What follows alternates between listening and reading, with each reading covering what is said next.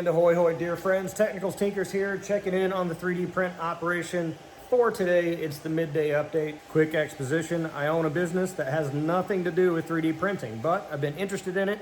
I've been experimenting here at home. My goal is to scale this up, get sales, try a whole bunch of different things, and if I can get it to the point where it really needs it, I'll move it into my big warehouse, because I got this big 5,000 square foot warehouse, plenty of room in there. I could buy a whole bunch of printers and scale it up, so hopefully things work out here, because you can follow along in that process and live vicariously through me. Subscribe to the channel and follow along. This is pure exhibition. This is not instructional. I'm a complete novice, and I appreciate everyone's tips and suggestions in the comments. What have I got going on today? Well, if you've been following the series, you know that I've been heavy into these D20 cubes. They're dice. I stole the idea from another YouTuber, but I mean, come on, it's a D20 dice. I'm not the first person to ever print this, and I won't be the last, but I've been printing heavily in these silk colors because they kind of pop out. I don't want to paint them, so I'm just getting them and printing them straight up in that color.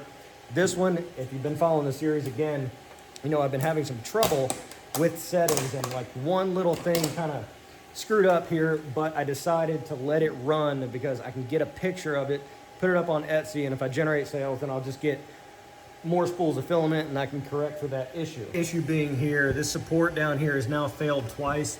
And so I went in and changed the file to just paint on some additional supports there so it wouldn't fail. I'll take this off and evaluate it fully to make sure that I don't need to do that anywhere else. But overall it looks pretty good. I'm actually gonna increase the top shell thickness here because after it failed the first time, I was concerned about not having enough to make it through. So I dialed this way down to just make sure the print finalized. Again, this is just so I can take a picture. I'm gonna take a picture of it from like this angle so it doesn't really show this, but on the future iterations, it will be fine. It'll be nice and thick. Over here on the A1, we're doing another character model, brand new one. Down here on the P1P, we are mere minutes away from complete. Did it just finish? I mean, it's like, it's on there. Another character model, we'll probably clean that up and take a look at it on the latter portion of the video. Up here on the Cobras, the tail section of the atomic bomb just finished, and I expect the top lid to be done here in a few minutes as well. So a lot of stuff finishing up all at once, and so I got to get this stuff off and figure out what else to print. So ideally that leaves plenty to look at in the latter portion of the video. So this is the midday update. Typically I split the video into two parts, the midday update and then everything that happened in the morning, what came out, what changed, and my closing thoughts. So I'm gonna kick it over to my future self right now. Greetings party people, it is the next morning. It's Saturday, so we're gonna keep it short and sweet today, although it'll probably end up being 25 minutes long. Let's see what we got going on here. The Cobras, all quiet, except for now that they're up high, it's kind of hard for me to see if I actually printed anything. Did a, man, that one's really on there. Wow. Did a, trying to burn up the final little bits of filament on these standard PLA spools. So I figured, you know what, let's go ahead and print some of these fan shrouds. They don't sell as well anymore because that form factor crypto miner is not really profitable anymore. So I don't want to keep too many of these in stock, but it's good to have at least a few ready to go. Character model going over here on the A1. Looks like it did fail right here.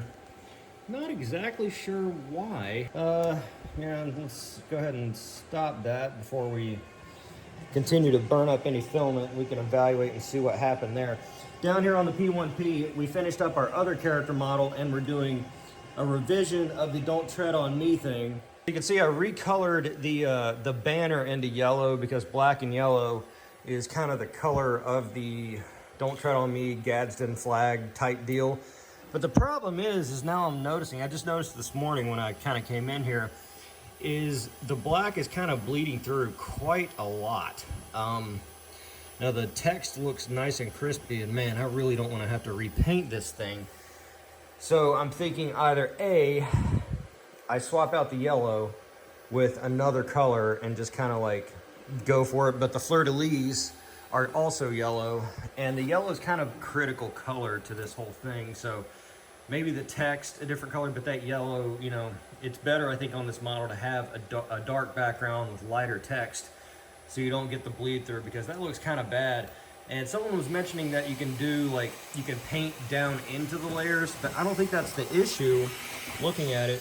it seems that it's maybe just flushing volumes, and I did turn up the flushing volumes across this whole model, and that's kind of evident because the white parts are coming out fine. So I'm not exactly sure what's going on there. I'm gonna let it finish because it's already at the end. And catastrophic failure over here on the Sobol. We were doing another D20 in silk, and not only did it layer shift, it said, hold my beer, how many layer shifts can I get in one go? And so they're all on, well, no, it didn't even layer shift on one axis. It's like it started its layer shift to the left, and then it's like, all right, let's do it did X, and then let's do Y, and then let's go back to X. See, it kind of went left and then right and then left again, and from here on up it's like layer shifting every little bit. So I'm not exactly sure what it is. Is there something in the belt? Probably go through and calibrate again, or look up, if this is kind of a thing with Sobols. I've never had it. It's never layer shifted before, but this is only probably the 10th or 12th print, but admittedly every print has been very large. So I'm not exactly sure what's going on there. Maybe just do a calibration, and then on the next print, just make sure that I use like not expensive silk PLA. But hey, comes with the territory, right? And so if you saw yesterday, this D20 in red fire silk, as I was mentioning, failed here on the 19, but I let it finish so I can take a picture of it and at least put it on the Etsy. But now I'm like hesitant because I want to make sure that it really finalizes. And here on the top layer, because that's from it being too thin. But we did have a win. We have a nice big completed, glued together little boy atomic bomb. So he's all glued up. It's the same size as that one. Need to put some paint on it. Once it's all painted up in that green, then we could take our pre-printed in gray drag fins and antenna assemblies, and then we just take them, insert them into here, glue them in place, and we'll be good to go. Next up, some pretty exciting stuff. I've been wanting to do this character model for a while. Let's see if I can kind of creatively cover it. I did it too small. I need to do it bigger before I like sell it. And then for some of the cooler character models, I actually do keep some that I print really big, like the Succubus, the Devil Girl, and the Angel Girl. I have one copy of those that's 600%. They're huge, and I think I might do this one super huge as well. But this is like an android girl in a box. She's got like a mechanical sort of thing attached here and down here. So she has robot arms and like robot legs, but she's like partially human. She's like a cyborg, I guess. The blue hair, makeup and stuff. It's layer line heavy because it's a 0.18 on a model that's pretty small. So that's just going to show up. And because again, my thinking is, and my approach now with these character models is not to get absolute precision, super fine detail, because at that point it would cost too much. People aren't going to spend $200-300 on it, and people spending that much are going to have really high expectations. So thicker layer line, not as much fidelity, but the ability to stamp them out. Additionally, this is only 4 colors, so I can do this on, well, actually it's 1, 2, 3, 4. Yeah, it's only 4 colors. And then the box itself would be a separate print in black. But I could do this on the A1 because it only has one AMS unit, and this one on any other printer because it's just a black box. The model itself too had some honeycomb cage that goes around it, but I'm not going to include that because it kind of hides the model. So pretty cool design. I mean, at a distance, it looks a lot better than it does, up close, but I think I need to go a little bit bigger. This is 175% of the original size. So I think maybe scaling it up to be kind of a bit taller, kind of in line with the other models would be best. And then I might do like a big showpiece model for my personal use, because this is super cool. I like this, very neat.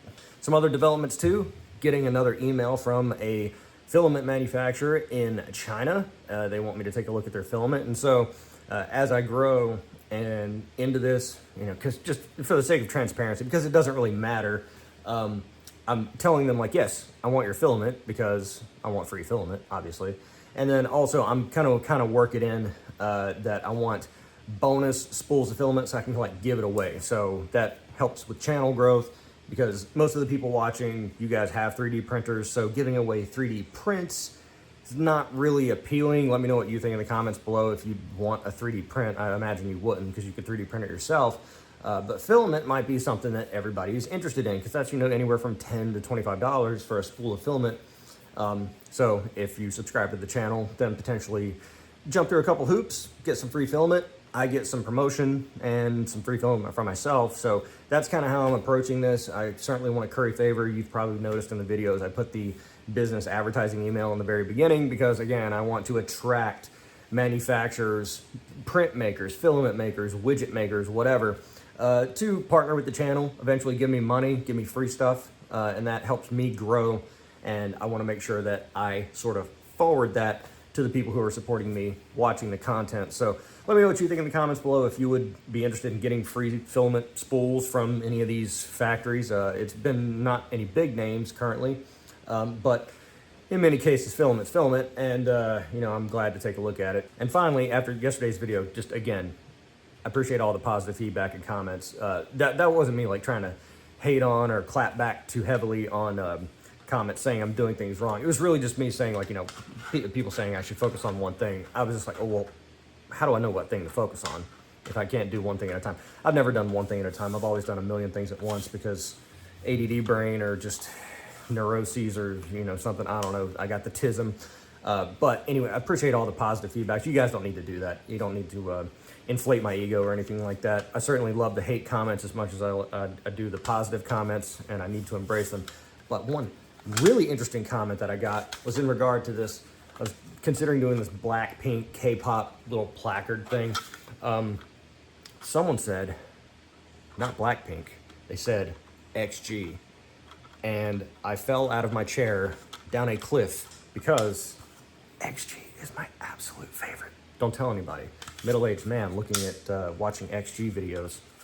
It's not allowed in today's society. They are the best. No one's doing it like them. So I might retune my attention and actually do, because the Blackpink thing is kind of plain.